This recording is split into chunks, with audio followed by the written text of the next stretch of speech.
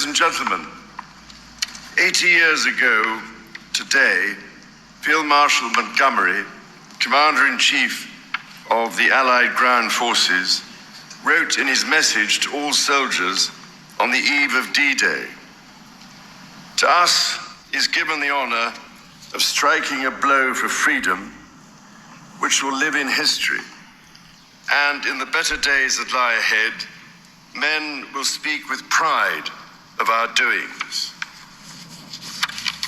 Today we come together to honor those nearly 160,000 British, Commonwealth and Allied troops who, on the 5th of June 1944, assembled here and along these shores to embark on the mission which would strike that blow for freedom and be recorded as the greatest amphibious operation in history.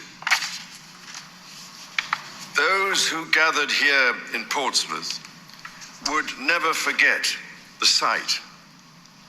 It was by far the largest military fleet the world has ever known. Yet all knew that both victory and failure were possible, and none could know their fate. Aircrew flying overhead, sailors manning warships, or troops in assault craft battering their way through the stormy swell to the shore, whether dropping by parachute, landing in a wooden glider, or taking that terrible leap of faith onto the beaches. All must have questioned whether they would survive and how they would respond when faced with such mortal danger. The poet Keith Douglas, who was killed in action 3 days later, wrote of the embarkation.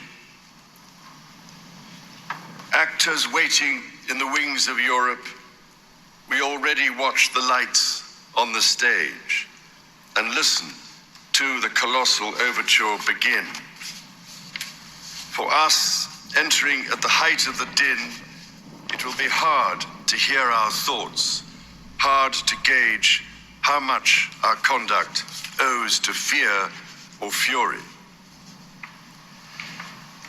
At this remove, 8 decades later, it is a near impossible task to imagine the emotion of that day. The pride of being part of so great an enterprise. The anxiety of in some way not coming up to scratch. And the fear of that day being their last. I recently myself spoke to veterans who, to this day, remember with such heartbreaking clarity the sight of those many soldiers lying on the beach who drowned before they could even engage in combat. The stories of courage, resilience, and solidarity, which we have heard today and throughout our lives, cannot fail to move us, to inspire us, and to remind us of what we owe to that great wartime generation, now tragically dwindling to so few. It is our privilege to hear their testimony, but our role is not purely passive. It is our duty to ensure that we and future generations do not forget their service and their sacrifice in replacing tyranny with freedom. Our rights and the liberty won at such terrible cost bring with them responsibilities to others in the exercise of that liberty. The Allied actions of that day ensured the forces of freedom secured first a toehold in Normandy, then liberated France, and ultimately the whole of Europe from the stranglehold of a brutal totalitarianism.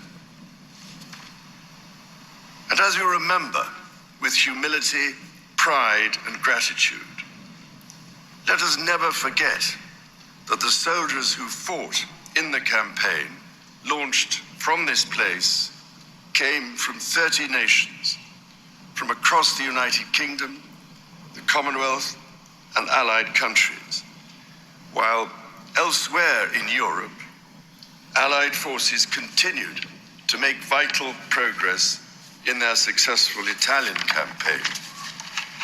And while halfway around the world, at that same moment, the critical battles of Imphal and Kohima raged on in what was then Burma. The 1944 Victoria Cross Roll of Honor includes Sikh, Muslim, and Hindu soldiers.